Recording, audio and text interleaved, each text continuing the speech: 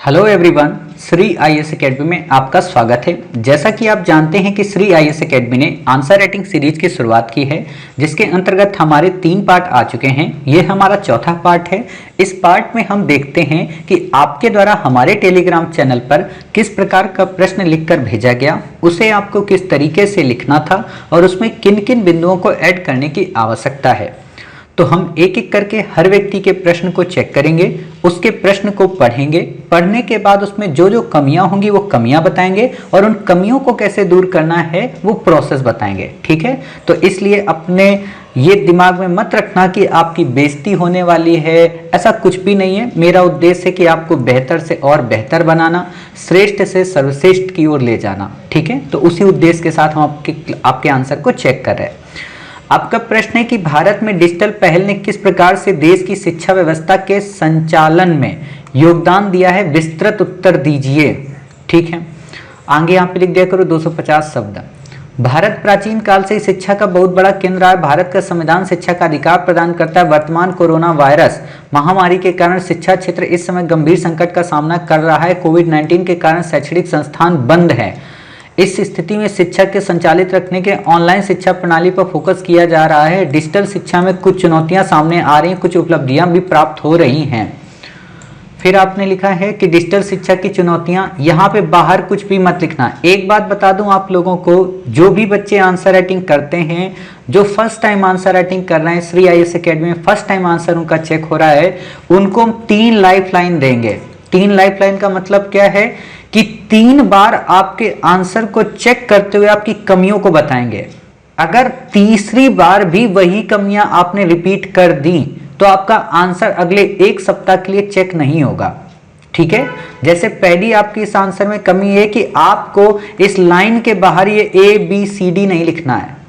जब भी आपको पॉइंट में अगर कोई बात लिखनी है तो आपको 1 पॉइंट, ठीक है, सॉरी 1 पॉइंट ऐसे, 2 पॉइंट ऐसे, 3 पॉइंट ऐसे करके लिखना है।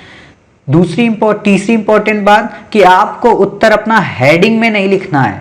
हम आपको देते हैं लेकिन हम बता देते हैं कि आपको हेडिंग में नहीं लिखना है। चौथी बात कि आपको तथ्यात्मक चीजें उतनी नहीं लिखनी है डाटा को, क्योंकि एग्जाम हॉल में आप डाटा सब भूल चुके होंगे और केवल इसी फील्ड से संबंधित आपको डाटा नहीं याद रखना, बहुत सारे डाटा होते हैं, तो इसलिए थोड़ा डाटा से बचिएगा। क्लियर? तो ये काम आप मत करिए, आगे से चल के ऐसा काम यहाँ पे नहीं दिखना चाहिए। ठीक है, चलिए, आपने लिखा है डिजिटल शिक्षा की चुनौतियां कौन है। आपने लिखा है उचित अध्ययन स्थानों का अभाव। भारत में 74% ग्रामीण और 64% शहरी लोगों 2 कमरे में 5 लोग रहते हैं। ऐसी स्थिति में बच्चों को पढ़ाने के अलग से स्थान उपलब्ध करना कठिन है। इंटरनेट की अपर्याप्त पहुंच। 2017-18 के राष्ट्रीय नमूना सर्वेक्षण के आंकड़ों के अनुसार 42% शहरी और 15% ग्रामीण के पास ही इंटरनेट पहुंच है। इंटरनेट की धीमी गति।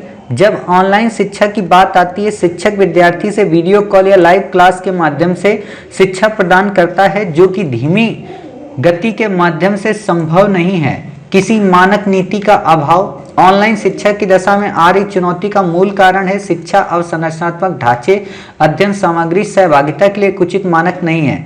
सिक्के की दूसरी पहलू है, सिक्के का दूसरा पहलू। अब देखो यहीं पे सिक्के का दूसरा पहलू, जब वर्ड उपयोग किया जाता है तो ये पैराग्राफ में उपयोग किया जाता है, ना कि पॉइंट में। ठीक है, तो इसीलिए इसको पॉइंट में मत लिखा करें, पैरा में लिखा करें। सकारात्मक। बच्चे शिक्षा के माध्यम से घर बैठे महंगी शिक्षा को ग्रहण कर रहे। शिक्षा के स्तर में सुधार। कोविड से पूर्व बच्चे जिनके पास धन का अभाव था वे शिक्षा ग्रहण नहीं कर सकते थे, किंतु ऑनलाइन से संभव हो गया है। सरकार योजना के माध्यम से दूर करने का प्रयत्न कर रही है। जनधन योजना, डिजिटल भारत नेट जैसी महत्वाकांक्षी योजना, इसमें सुधार के लिए निम्न प्रयास किया जा सकता है। इंटरनेट की स्पीड को बढ़ा के, ग्रामीण इलाकों में जन जागरूकता फैला के, नौकरशाहों के माध्यम, ये वर्ड हटा देना, नौकरशाह ये वर्ड 1990 के युग का है, तो इसलिए इसको हटा देना। आप यहाँ पे प्रशासनिक वर्ड यूज किया करें, प्रशासन। ठीक है, सेकेंड ARC की रिपोर्ट जब आप पढ़ते हैं तो वहां पे आपको प्रशासन वर्ड मिलेगा, नौकरशाह कहीं नहीं मिलेगा। ठीक है, और वैसे भी उसका नाम ही है द्वितीय प्रशासनिक सुधार आयोग रिपोर्ट। ठीक है, औचित्य ऐसे नहीं लिखना होता है। ये क्या लिख दिया आपने?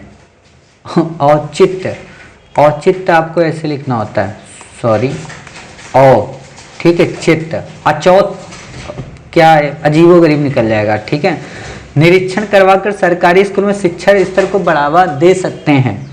अतः भले आज ऑनलाइन के माध्यम से शिक्षा अप्रासंगिक लग रही है, किंतु आने वाले समय में कमियां, ऐसे नहीं लिखना होता है कमियां, कमियां वर्ड, ये सारे वर्ड लिख लो अपनी कॉपी में, क्योंकि फिर आप में से कुछ युग प्रवर्तक हमको ज्ञान देंगे कि सर इसी जो आप ये एरर सही करो इसकी फोटो में पीडीएफ प्रोवाइड करा दो, तो वो हम कैसे प्रोवाइड करा पाएंगे, ठीक है।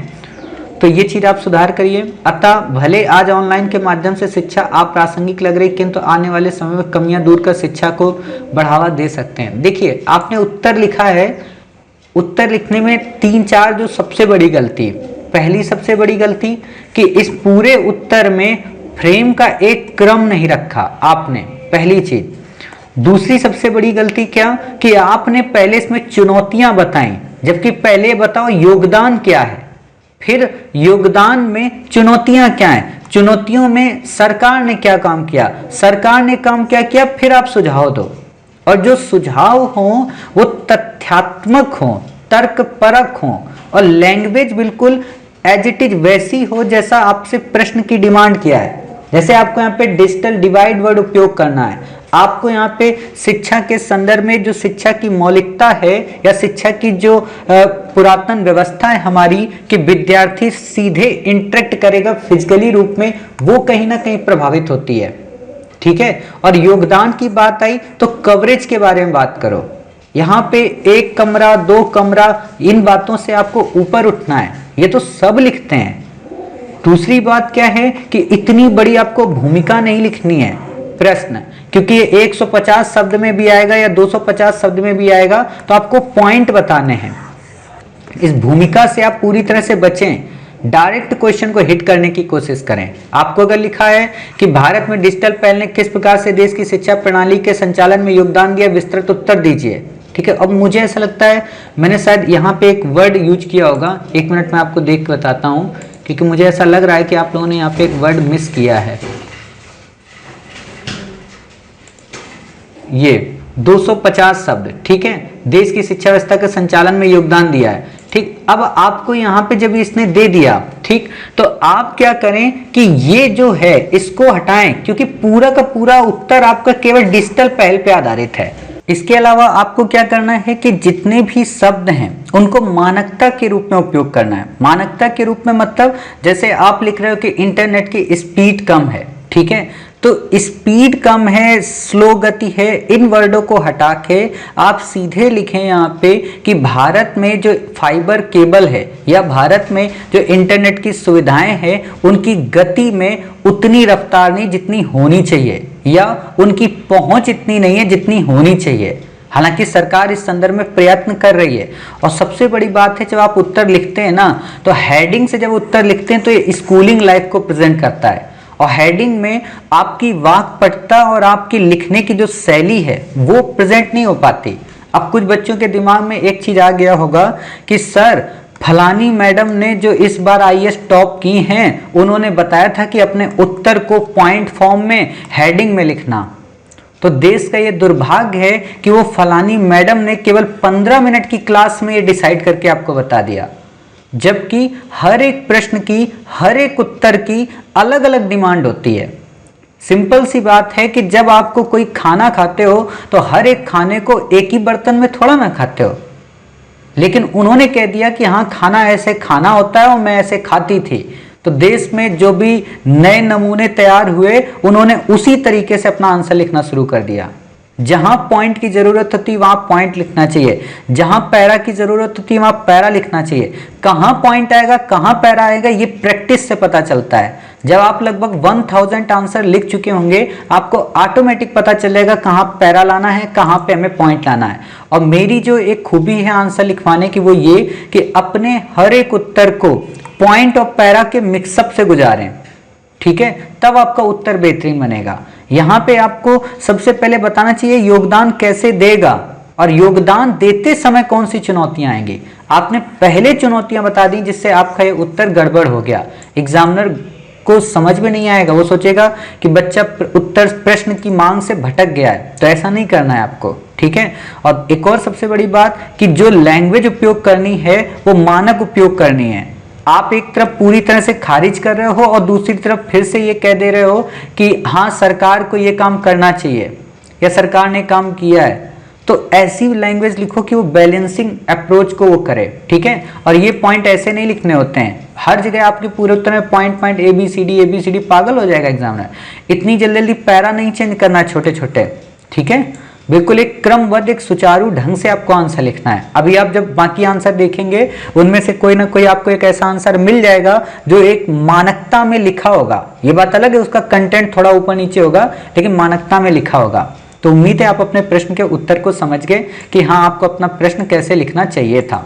अगला प्रश्न देखते हैं। अगला प्रश्न है आपका ये वाला। ये किसका प्रश्न है?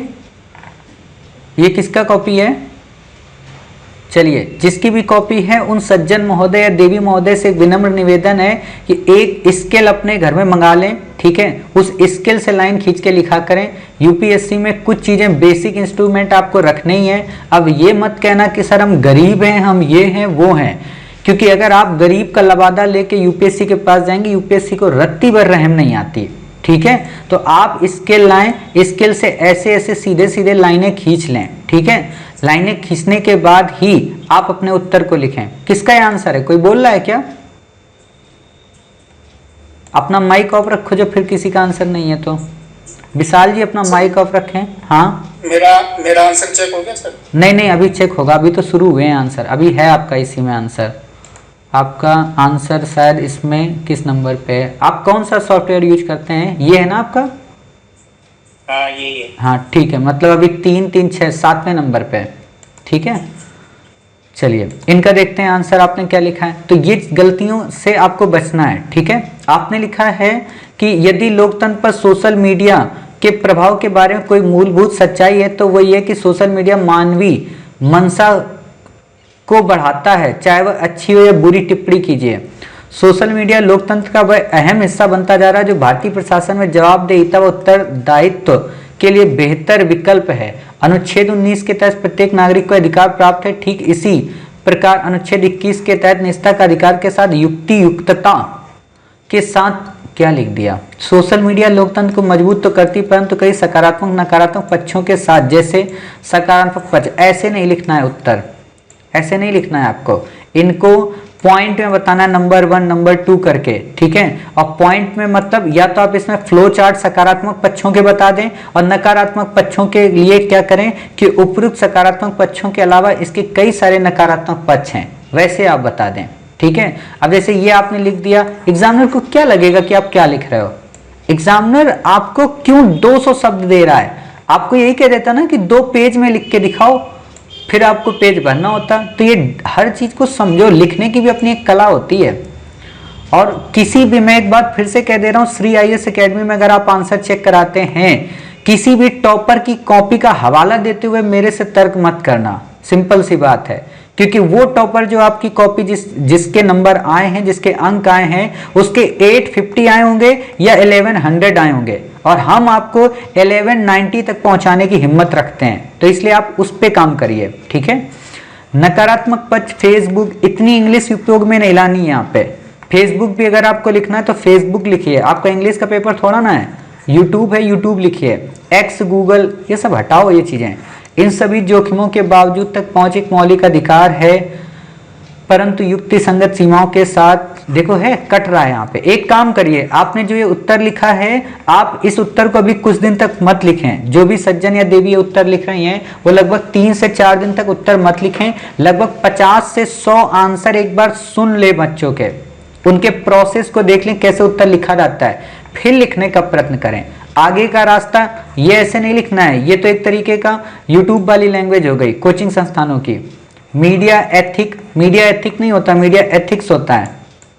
ओटीटी प्लेटफॉर्म, आईबी मिनिस्ट्री के अधीन लाना, बेहतर निष्ठा का अधिकार। क्या आप लोग लिख रहे हो टुकड़े टुकड़े में? ऐसे थोड़ा नहीं लिखना होता है। ये 2 प्रश्न एक साथ मत लिखिए।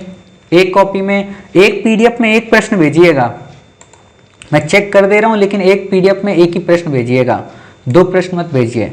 भारत ने डिजिटल पहल ने किस प्रकार से देश की शिक्षा व्यवस्था के संचालन में योगदान दिया, विस्तृत उत्तर दीजिए। ई लर्निंग की महत्ता कोरोना काल में और अधिक बढ़ गई जब इसे भारत नेट परियोजना डिजिटल भारत के साथ जोड़ा गया। पढ़ेगा इंडिया तभी तो बढ़ेगा इंडिया। यहाँ पे 2 कॉमा नहीं आते, 2 कॉमा तब आते हैं जब किसी व्यक्ति के द्वारा स्टेटमेंट दिया जाता है। 1 कॉमा तब आता है जब उसे किसी ने दिया, उसका नाम हमें ना पता हो। ठीक है। पारंपरिक शिक्षा पद्धति जिसमें छात्रों का रोजाना विद्यालयों में पढ़ाया जाना जैसे विकल्प को डिजिटल लर्निंग में घर बैठे बच्चों को पढ़ाना में बदल दिया है। एक बार पढ़ भी लिया करो। इसका प्रभाव व्यापक रहा। पक्ष सकारात्मक, और फिर ये कौन सा पक्ष है? एक ही समय में अध्यापक तथा विद्यार्थी ऐसे नहीं लिखा जाता, विद्यार्थी। ठीक है। ये जितने भी वर्ड गलत हो रहे हैं यहाँ पे लिख लेना। का व्यापक दायरा, online platform example DD national, Google Meet, YouTube channel, पहुंच सरल इंडिया तक, रूरल इंडिया तक। अब देखो यही होता है ना हमारे देश का दुर्भाग्य, हिंदी मीडियम का बच्चा ना तो हिंदी आती ना अंग्रेजी आती है। ठीक है। अब इसको अगर लिख दो ग्रामीण भारत तक, शर्म आती है लोगों को। मतलब तो ना हिंदी आती ना अंग्रेजी आती, तो बीच के मत बनो भाई। जैसे हम लोग क्रिकेट खेलते थे तो उसमें होता था ना कि अगर 11 प्लेयर हैं और कोई टीम बनानी तो 5-5 एक तरफ हो गए और मेरे को बीच का बना देते थे। ना इधर का मैं रहता था ना उधर का रहता था। अगर इधर रन बना दिया तो दिक्कत, इधर नहीं बनाया तो दिक्कत। भारत की 21% आबादी ऑनलाइन से। देखो एक बात बताएं, आप अपने इस उत्तर में सबसे पहली बात अगर हिंदी मीडियम के तो हिंदी शब्दों का उपयोग करें। इतने अंग्रेजी शब्दों का उपयोग करेंगे एग्जामिनर कॉपी अलग करके हटा देगा और इसका प्रभाव आपके अन्य उत्तर पे पड़ेगा। तो पहले बेसिक गलतियां आप सुधारें। देखो पूरे के पूरे उत्तर में अंग्रेजी है, मतलब इतना अंग्रेजी नहीं लिखना है आपको। इस चीज को अवॉइड कीजिए पूरी तरह से। ये गलतियां अगली बार नहीं होनी चाहिए आपकी। अगला क्वेश्चन देखते हैं क्या है। अगला भाई ये सीधे लिखा करो, 3D में मेरे को पिक्चर भेजोगे, मैं कैसे समझ पाऊंगा बताओ। आप लोगों से 2 काम करवाते हैं हम कि छोटा छोटा ये काम कर दो, बताओ ये भी नहीं करते हो आप लोग सही से। सही है। यदि लोकतंत्र पर सोशल मीडिया के प्रभाव के बारे में कोई मूलभूत सच्चाई है तो वह ये कि सोशल मीडिया मानवीय मंशा को बढ़ाता है, वह अच्छी हो या बुरी टिप्पणी कीजिए। ये एरो नहीं लगने चाहिए, ये कुछ भी नहीं लगना चाहिए, ध्यान रखना। सोशल मीडिया एक ऐसा प्लेटफॉर्म है जहां अजय प्रतीत होने वाली सरकारों पर सवाल उठाया जा सकता है। ये लैंग्वेज नहीं लिखना, पॉलिटिकल लैंग्वेज से बचो। आप लोगों में से अभी 4 दिन पहले मैंने एक आर्टिकल भेजा था, अल्पसंख्यक बनाम बहुसंख्यक, उसमें केरल के राज्यपाल का इंटरव्यू है, उसको ध्यान से पढ़ना, ध्यान से पढ़ना। उसमें देखना कि पत्रकार ने जब उनसे इंटरव्यू क्वेश्चन पूछ रहा है और उसमें पॉलिटिकल क्वेश्चन उसने दागे हैं तो राज्यपाल चुप हो गए तुरंत। राज्यपाल ने कहा कि, जबकि राज्यपाल किसी पार्टी से बिलोंग करते हैं, ऐसा नहीं है, लेकिन उन्होंने कहा कि मैं जिस पद पे बैठा हूं उस पद की गरिमा ये हमें अनुमति नहीं देती कि मैं कोई राजनीतिक बात करूं आपसे। इतनी बड़ी बात सोचो उन्होंने कह दी। तो आप लोग पढ़िए, आप लोग न्यूज़पेपर आर्टिकल को यूं ही मत सोचा करिए, क्योंकि बहुत बड़ी बड़ी लाइनें आती हैं। और ये आर्टिकल मेरे पिताजी ने मुझे रिकमेंड किया था कि आप इसे पढ़िए जरूर, तो आप भी उसको पढ़िए। इसके माध्यम से स्वतंत्र और मजबूत लोकतंत्र की अवधारणा को बढ़ा सकती है।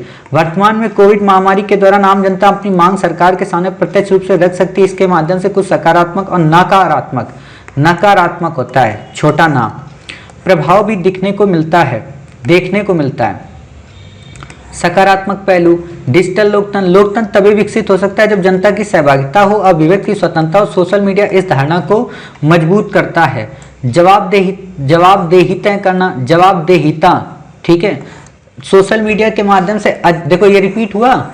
यूपीएससी में एक नियम है, नियम क्या है मैं देखो भूल गया, मुझे वो एक इंग्लिश में वर्ड याद होता था कि वर्ड को आपको रिपीट नहीं करना है कभी भी, ठीक है। आपको कभी इररिलेवेंट तथ्य नहीं डालने, मतलब जो जरूरत नहीं है उनको आपको नहीं डालना है। और एक और मैंने यहाँ पे वर्ड यूज किया था, रिग फॉर्मूला था। हाँ, जनरलाइज नहीं लिखना है आपको उत्तर, मतलब ज्यादा बिल्कुल रिक्शे वाले की लैंग्वेज में आपको नहीं लिखना है। एक यूपीएससी के मानक शब्दों का उपयोग करना है। अब यहाँ पे देखो ये बात रिपीट हुई, जब मेरे दिमाग में ठनक सकती बात तो एग्जामिनर के मन में तो आएगी ना, ये दोनों लाइनें आपने एक क्यों की। इससे एक चीज प्रतीत होती है कि आप हो सकता है जब आईएएस ऑफिसर बनेंगे तो आप एक ही योजना को 2 बार जबरदस्ती इंप्लीमेंट कराएंगे या एक ही व्यक्ति को उस योजना का 2 बार लाभ प्रोवाइड कराएंगे, अर्थात आप संसाधनों का कुशलतम उपयोग नहीं कर पाते, अतः एक आप अच्छे आईएएस एस्पिरेंट नहीं हो सकते। ऐसे आंसर चेक होता है, ये ध्यान रखना। आपके उत्तर से आपके व्यक्तित्व का मूल्यांकन किया जाता है, ऐसा थोड़ा ना, वरना तो यूनिवर्सिटी में लिखने वाला बच्चा ही टॉप करता। नागरिकों को एक दूसरे से जुड़ाव, नागरिकों का एक दूसरे से जुड़ाव, इसके माध्यम से विभिन्न क्षेत्रों के लोग एक दूसरे से समकालीन मुद्दों पर बहस और विचार कर सकते हैं, किंतु सिक्के की दूसरे पहलू है। ऐसे आपको उत्तर नहीं लिखना है। जब पॉइंट लगाओ, जब ये चीजें करो तो सिक्के का दूसरा पहलू नहीं आता। सिक्के का दूसरा पहलू पैराग्राफ में आता है। और एक बात और बता दें, अगर आप 10 उत्तर लिख रहे हैं तो 10 में सिक्के का दूसरा पहलू मत लिखना, एग्जामिनर बोर होगा। आप ये बताना कि उपर्युक्त पैरा के विपरीत अन्य भी पक्षों को देखना चाहिए या उपयुक्त बातों के अलावा अन्य बातों पर भी ध्यान देना चाहिए। स्मरणीय हो कि ऐसे कई सारे शब्दों को उपयोग में लाओ। एक ही शब्द को रखोगे, 20 क्वेश्चन आपको फर्स्ट में लिखने हैं, 20 सेकेंड में करने हैं, तो 40 में अगर एक ही लैंग्वेज हो गई तो एग्जामिनर को अजीब लगेगा। थोड़ा मतलब सोचो ना, एक ही दिन रोटी रोटी खाते रहोगे तो बोर हो जाओगे।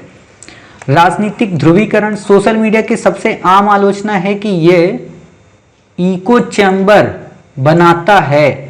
जहां, हाँ, एक देवी जी ने मुझसे कल क्वेश्चन पूछा था इको चैम्बर क्या होता है। आपने भी कई सारे बच्चों के दिमाग में लिख तो दिया होगा इको चैम्बर क्या होता है। इको चैम्बर होता है कि एक ऐसा कमरा जहां पे आवाज गूंजती है, मतलब किसी की सुनाई नहीं पड़ती।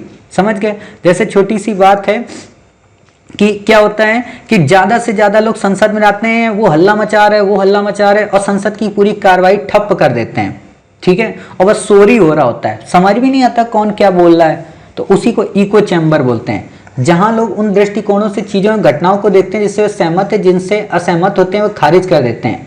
फेक न्यूज, सोशल मीडिया लोगों को अपनी बात रखने का अब ये देखो ये पॉइंट रिपीट हो रहा है ना, ठीक है, अफवाह फैलाने का काम। इसको डायरेक्ट बताओ कि कैसे फेक न्यूज अपने आप को प्रभावित करती है।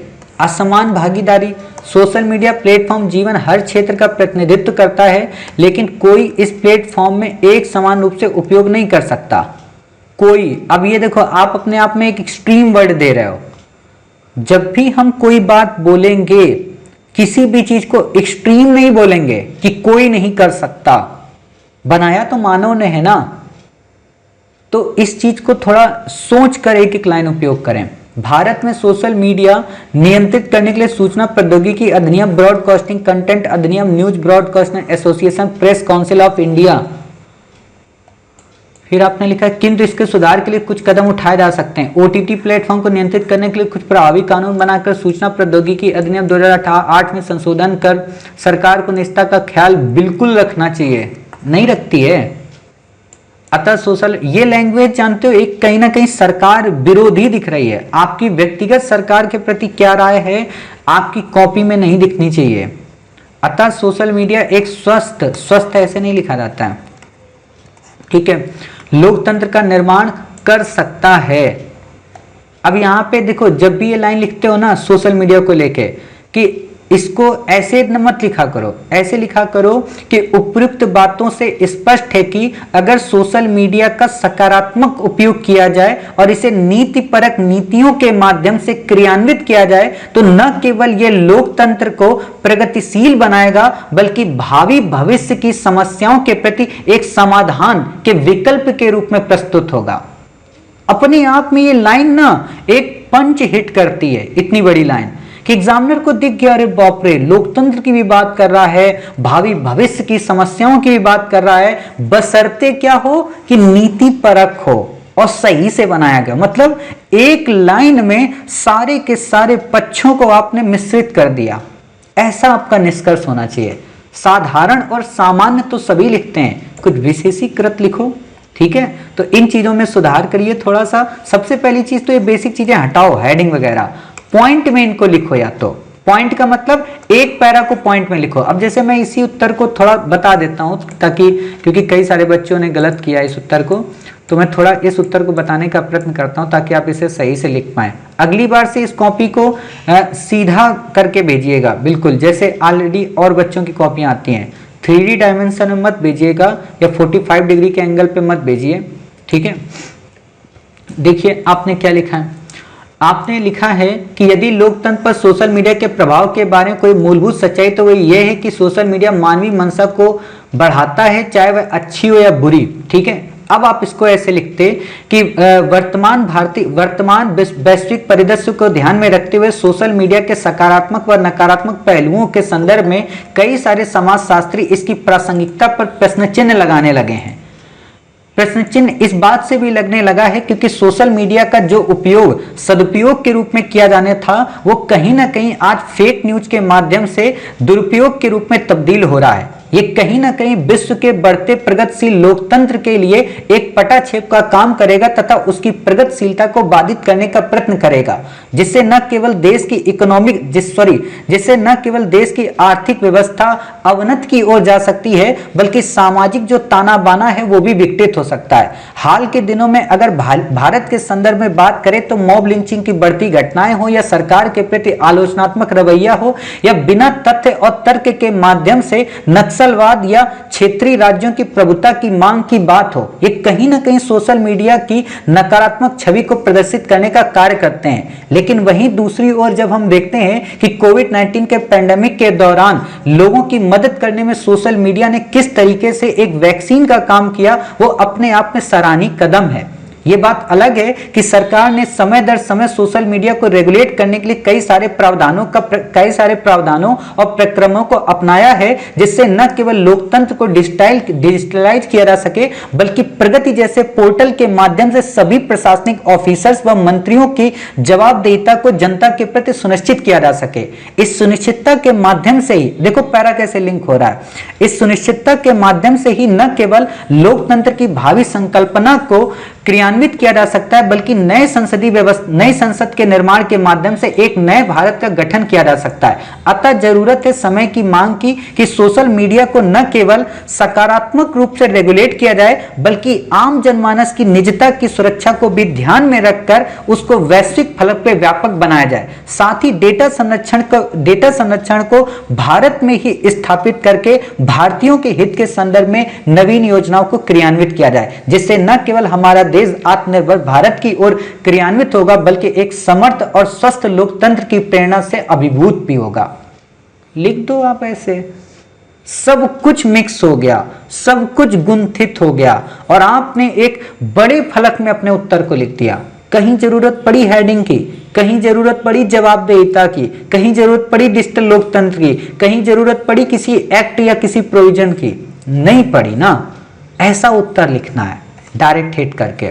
हालांकि इस उत्तर को भी मैं काट दूंगा जो मैंने अभी आपको बताया है, मतलब मेरी खूबी है कि मैं अपने उत्तर को भी काट देता हूं। तो मैं बता रहा हूं कि लिखने की शैली ऐसी हो ताकि एग्जामिनर जब पढ़े तो उसके मुख से अच्छा ही निकले।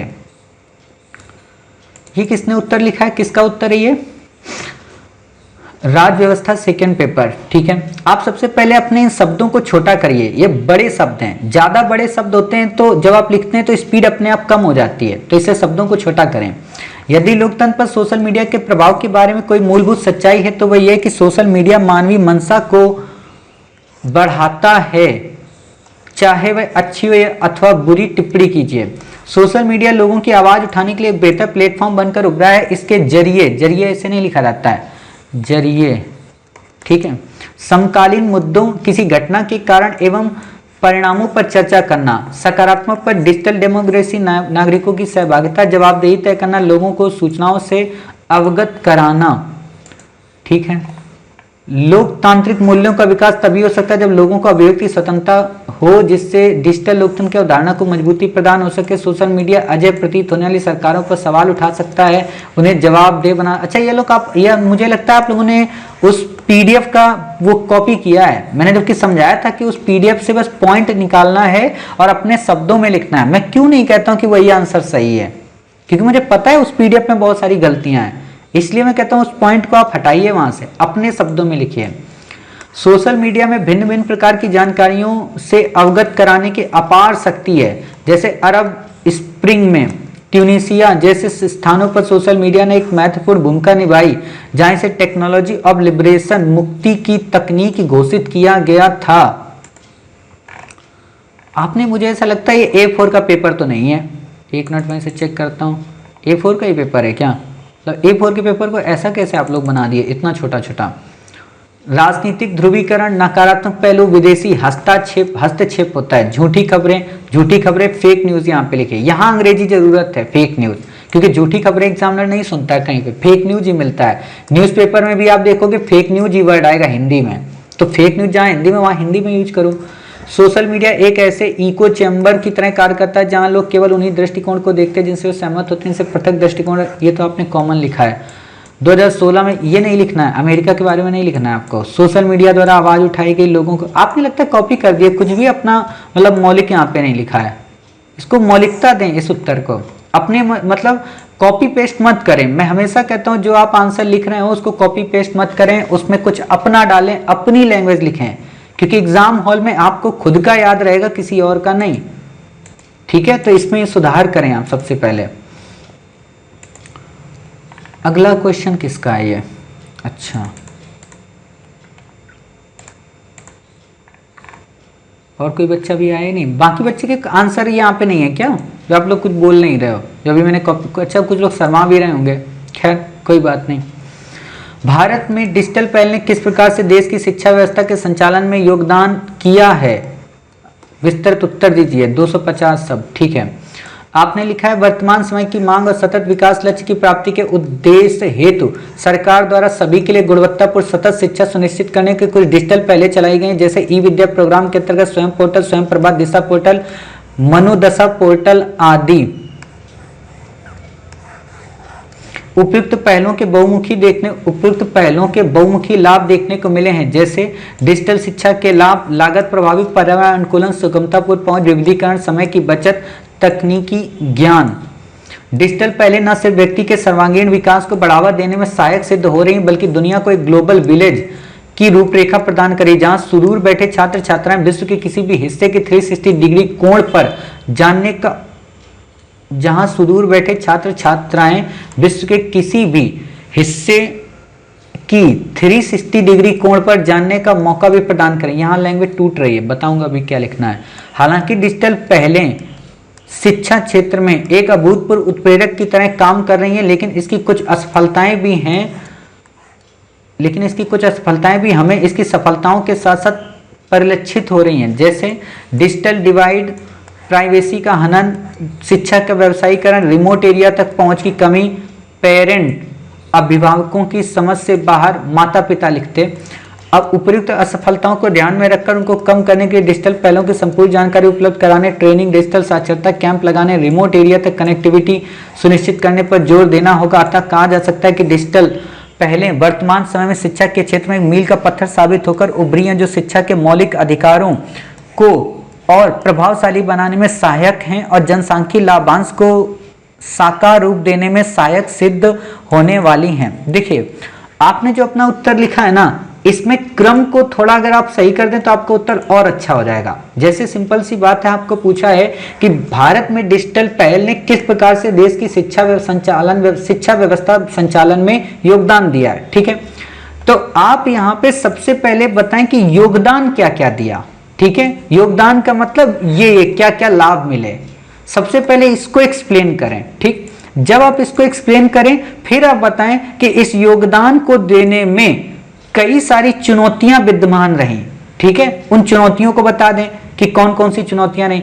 फिर आप बताएं कि सरकार ने उन चुनौतियों को दूर करने का क्या प्रयत्न किया, और वहां पे फिर आप इसको बताएं क्या कि सरकार ने ई विद्या प्रोग्राम, स्वयं पोर्टल, स्वयं प्रभा, दिशा पोर्टल, मनोदशा पोर्टल, ठीक है, मनोदर्पण आया है, ठीक है, मनोदर्पण इनिशिएटिव, ये आप अगर आपने बता दिया, ठीक है। इसको बताने के बाद फिर आप निष्कर्ष के तौर में, मतलब इसके बाद आप सजेशंस देंगे सरकार के बाद कि सरकार को और क्या उपाय करने चाहिए, और इसके बाद आप बताएं कि सतत विकास लक्ष्य, ठीक है। अब रही बात ऊपर हम क्या करेंगे, फिर जब सब कुछ लास्ट में ही दे देंगे तो ऊपर क्या करेंगे, तो ऊपर आप कर सकते हैं जो आपने लास्ट में बातें लिखी हैं, लास्ट में जो आप कॉन्स्टिट्यूशन को मेंशन कर रहे हैं, ठीक है, लास्ट में जो कॉन्स्टिट्यूशन की बात है इसको आप आगे रखें। इसको आगे कैसे रखेंगे कि सभी के लिए शिक्षा के अधिकार को ध्यान में रखते हुए सरकार ने कोरोना जैसी महामारी के दौरान भी डिजिटल शिक्षा के माध्यम से देश की शिक्षा व्यवस्था को सुदूर पूर्व से सुदूर दक्षिण तक पहुंचाने का प्रयत्न किया। इसके संदर्भ में न केवल सरकार ने डिजिटल शिक्षा व्यवस्था में पाठ्यक्रमों की विविधता को शामिल किया, बल्कि इसके माध्यम से लोगों की शिक्षा व्यवस्था में पहुंच को सुचारू ढंग से संचालित किया, जिससे न केवल नवनिर्मित युवक, ऐसे आपको लिखना है और वहां पे फिर आपको ये सारे लाभ बताने हैं कि ऐसा करने से सरकार न केवल शिक्षा के संदर्भ में प्रभावी लागत को श्योर कर पाई, बल्कि सुगमतापूर्ण पहुंच के साथ साथ शिक्षा के विविधीकरण को भी प्रमोट कर पाई, जिससे न केवल आम जनमानस का तकनीकी ज्ञान की ओर रुझान बढ़ा, बल्कि समय की बचत को ध्यान में रखते हुए लोगों ने अपने शेष समय को किसी अन्य नवोन्मुख कार्यों की ओर प्रेरित किया। इसको एक्सप्लेन कर दो।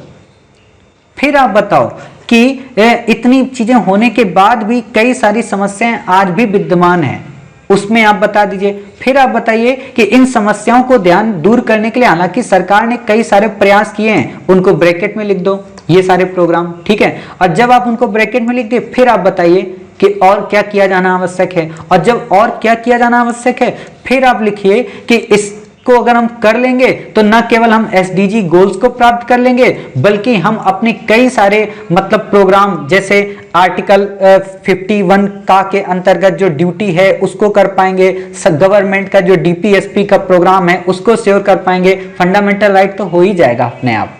ऐसे आपको बताना है, क्रम इसमें ध्यान रखना है, वरना ये प्रश्न फिर टूट जाएगा पूरी तरह से, ठीक है। बाकी जिन बच्चों को दिमाग में ये नहीं पता है कि कैसे पॉइंट बनाने पड़ते हैं तो ऐसे आप पॉइंट बनाइए, ठीक है।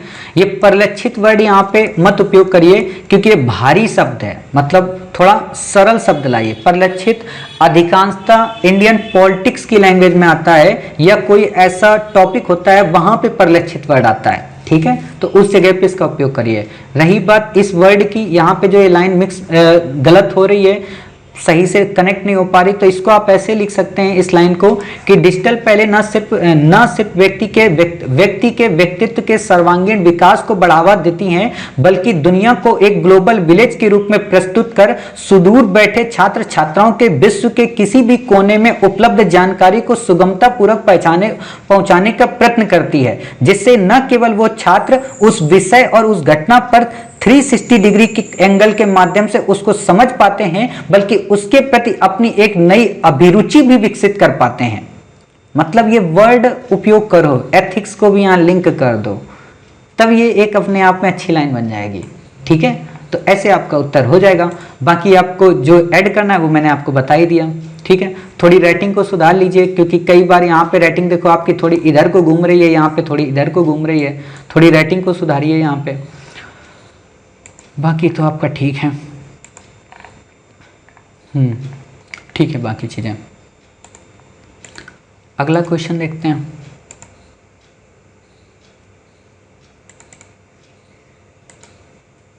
अगला एक क्वेश्चन किसका है, ये किसका क्वेश्चन है? अरे बोल दिया करो भाई, शर्माते क्यों हो। भारत में डिजिटल पहल ने किस प्रकार से देश में शिक्षा व्यवस्था के संचालन में योगदान दिया, विस्तृत उत्तर दीजिए। अगर नहीं बताओगे और मैं अगर चेक कर लिया कि सच में किसका किसका आंसर है तो फिर ध्यान रखना। डिजिटल पहल कोविड-19 के दौरान अपना अहम योगदान निभाए हैं, जैसे कि कोविड-19 महामारी के दौरान सभी स्कूल कॉलेजों को बंद हो जाने से छात्र छात्राओं की शिक्षा प्राप्त करने का कोई अन्य जरिया नहीं दिख रहा था, परंतु डिजिटल पहल के माध्यम से ऑनलाइन शिक्षा प्रणाली की व्यवस्था हो जाने से माइक ऑफ कर लो, शिक्षा प्राप्त करने में आसानी हुई। समय ही इसके सकारात्मक तथा आसानी हुई, ये क्या लिखा है पता नहीं। इसके सकारात्मक तथा नकारात्मक प्रभाव भी देखने को मिला। डिजिटल शिक्षा के सकारात्मक पक्ष लचीलापन, लागत प्रभावी, विशिष्टता, ठीक है।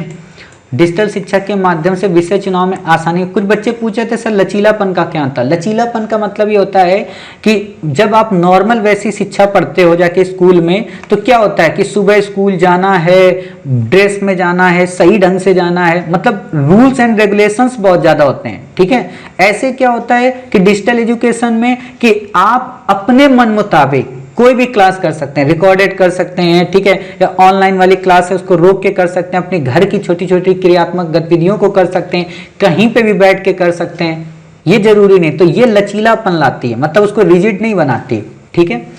विषय चुनाव में आसानी हुई, कोई भी विषय चुन सकते हैं क्योंकि ऑनलाइन टीचर आसानी से मिल जाते हैं, टीचर नहीं होता है, ऑनलाइन अध्यापक यहाँ पे आपको लिखना है।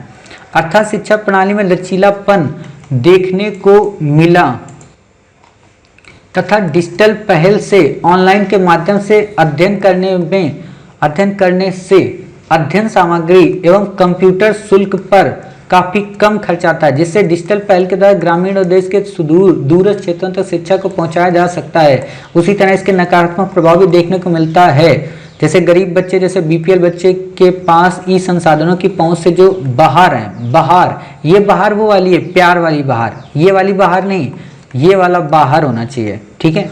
जो बच्चों के जो बाहर हैं वो बच्चों घर से कक्षाओं का लाभ नहीं उठा पाते तथा पारंपरिक कक्षाएं का एक अलग ही स्थान होता है। वो न केवल शिक्षा देता है, ये नहीं वर्ड उपयोग करना है, बल्कि कई सामाजिक कौशल भी सीखता है जो कि व्यक्ति के सर्वांगीण विकास, ये रिपीट हो रहे हैं वर्ड। अतः भारत में डिजिटल शिक्षा बहुत ऐसे नहीं लिखना होता है, बहुत उपयोगी, किंतु ये अपनी अभी पूरी तरह से सफल नहीं हो पाए क्योंकि बच्चों में अभी भी जागरूकता की कमी है। सबसे पहले बच्चों में जागरूकता विषय के प्रति रुचिचित ऐसे नहीं लिखना होता है इसको, रुचिकर है ना, रुचिता होगा ज्यादा से ज्यादा, रुचिचतता नहीं होगा। उत्साह और मनोरंजन की भावना लाने की आवश्यकता, ये सामान्य उत्तर लिखा है, इसको थोड़ा और मौलिक बनाइए, कॉम्प्रीहेंस बनाइए इस उत्तर को।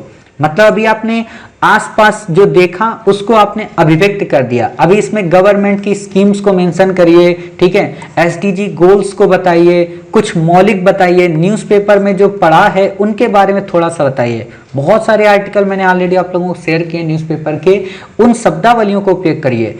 जो ये मिस्टेक होती है, सबसे पहली बात तो आप जब उत्तर अपना लिखें, लिखने के बाद खुद एक बार पढ़ें उस उत्तर को, फिर उसको एरर करें। जैसे मैं आपको छोटा सा एग्जांपल बताता हूं, आप लोगों को शायद नहीं पता है कि आपके मास्टर ने उत्तर लेखन से संबंधित कितनी मेहनत की। जैसे मैं पहले क्या करता था, जब मैं उत्तर सीख रहा था यूपीएससी के कि यूपीएससी में आंसर राइटिंग होती कैसे, तो मैं पहले एक प्रश्न का उत्तर लिखता था, लिखने में मुझे 3 घंटे लग जाते थे, ठीक। लिखने के बाद उस उत्तर को फिर अपनी दूसरी कॉपी में लिखता था, वहां पे उसको काटता था, फिर खुद से चेक करता था, फिर पिताजी को भेजता था, उनसे चेक करवाता था। उनसे चेक होने के बाद, क्योंकि वो एक एक शब्दों को पकड़ लेते थे कि ये शब्द यहाँ पे गलत है, ये शब्द यहाँ पे नहीं लाना है, ये नहीं लाना है, ठीक है, उस शब्द को फिर सही करता था और फिर उत्तर लिखता था। उत्तर लिखने फिर एक संस्थान को चेक कराता था, उस संस्थान को चेक कराने के बाद फिर उसके डायरेक्टर को चेक कराता था, और उसके चेक कराने के बाद जो सिलेक्टेड आईएएस ऑफिसर है उनको चेक कराता था। और जब वो सब लोग चेक कर लेते थे फिर मैं खुद चेक करता था, तब पता चलता था कि इन लोगों ने ये कमियां तो देखी नहीं, तब जाके मेरे उत्तर इतने जबरदस्त बने। फिर मैंने टॉपर्स को देखा, उनके एक एक वर्ड को, सब कुछ नहीं लिया जाता किसी से, लेकिन सब में कुछ स्पेशल होता है, वो स्पेशल मैंने सबसे निकाला, तब जाके एक उत्तर बना। मतलब एक उत्तर को लिखने में मैं लगभग 4 से 5 से 7 घंटे लगा देता था, तब जाके एक उत्तर लेखन प्रक्रिया आई, तब जाके आज मैं एक उत्तर को 4 से 7 मिनट में लिख पाता हूं। तो उत्तर लेखन अपने आप में सबसे टफ प्रोसेस है, इसलिए इसमें समय लगाइए। ये मत कहिए कि 1 घंटे में हो रहा है, 2 घंटे में हो रहा, 3 घंटे में हो रहा, 5 घंटे में, 10 घंटे में होगा। 1 साल लगा दो, 2 साल लगा दो सिर्फ उत्तर लेखन में, तब सीख जाओगे। और इसके लिए सबसे पहले वर्तनियां अपनी सुधार करो हर तरीके से। जैसे ये लैंग्वेज पूरी लिखी है, सिंपल है, इसको थोड़ा और अच्छा बनाओ, और अच्छा बनाने की कोशिश किया करो कि दूसरे हर एक बच्चे का उत्तर पहले पढ़ लिया करो, फिर अपना उत्तर लिखने की कोशिश किया करो, ठीक है, तब आपके उत्तर में थोड़ी मौलिकता आ जाएगी। चलिए अगला उत्तर देखते हैं क्या है। ये किसका उत्तर है? यदि लोकतंत्र पर सोशल मीडिया के प्रभाव के बारे में कोई मूलभूत सच्चाई है तो वह यह है कि सोशल मीडिया मानवीय मंशा को बढ़ाता है, चाहे वह अच्छी हो अथवा बुरी टिप्पणी कीजिए। राइटिंग तो बहुत अच्छी है, लेकिन बस ध्यान रखना ये राइटिंग स्पीड में होनी चाहिए, स्लो में नहीं होनी चाहिए, फिर दिक्कत हो जाएगी। लोकतांत्रिक देशों में विधायिका, कार्यपालिका और न्यायपालिका के क्रियाकलापों पर नजर रखने के लिए मीडिया को चौथे स्तंभ के रूप में जाना जाता है। अगर समाज में मीडिया की भूमिका की बात करें तो इसका तात्पर्य यह होगा कि समाज में मीडिया प्रत्यक्ष और अप्रत्यक्ष रूप से क्या योगदान दे रहा है, उसके उत्तरदायित्वों के निर्वहन के लिए समाज पर क्या सकारात्मक और नकारात्मक प्रभाव पड़ रहा है। ये बात आपको नहीं लिखनी है, क्योंकि एग्जामिनर ने ऑलरेडी पहले अच्छी बुरी बातें लिख दी, तो ये बात आप रिपीट करके एग्जामिनर का समय खराब कर रहे हैं। और वैसे भी आपके पास वर्ड लिमिट बहुत कम होती है, ठीक है।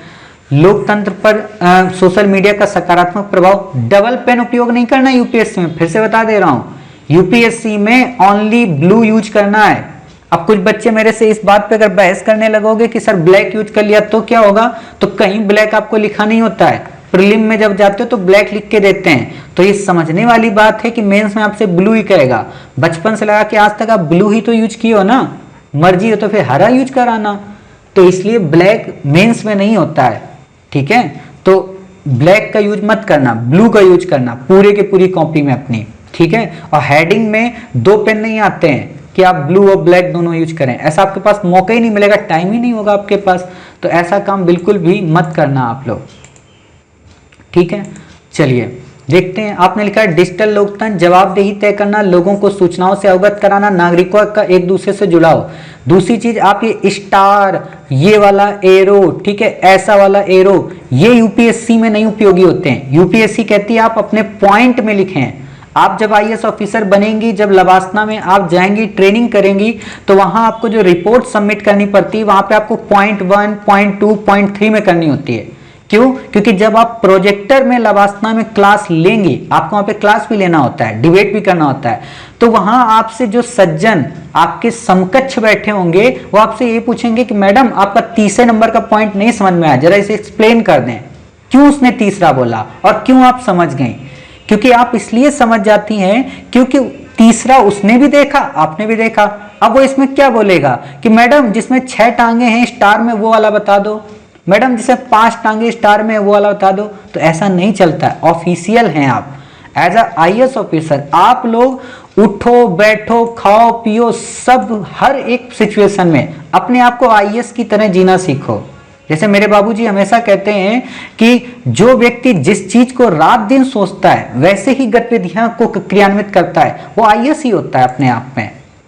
आप अभी से आईएएस बन के सोचो कि हाँ हम आईएएस की तरह सब कुछ करेंगे, देखना आपकी लैंग्वेज में वो चीजें आ जाएंगी। तो ये यहाँ से स्टार हटाइए, ठीक है, इन स्टार से बचिए आप। दूसरा, पेन डबल मत उपयोग करिए, कोई एक पेन उपयोग करिए। मेरी रिकमेंडेशन ये है कि ब्लू पेन उपयोग करिए। किसी ने अगर आपसे कह दिया कि ब्लैक करना है, आपकी मर्जी, लेकिन ब्लू करिए, ब्लू अच्छा होता है। ब्लैक में गड़बड़ एक और होती है कि दोनों पेज में अगर आप दोनों तरफ लिखेंगे तो उसकी इंक काफी डार्क होती है और कॉपी अगर आपकी 1 महीने बाद चेक हो रही है तो दोनों तरफ वो छप जाएगी, तो बड़ा नुकसान हो जाएगा फिर आपको। डिजिटल लोकतंत्र, मूल्यों का विकास तभी हो सकता है जब लोगों को अभिव्यक्ति की स्वतंत्रता और सोशल मीडिया स्वतंत्रता के माध्यम से हम डिजिटल लोकतंत्र की अवधारणा को मजबूत कर सकते हैं।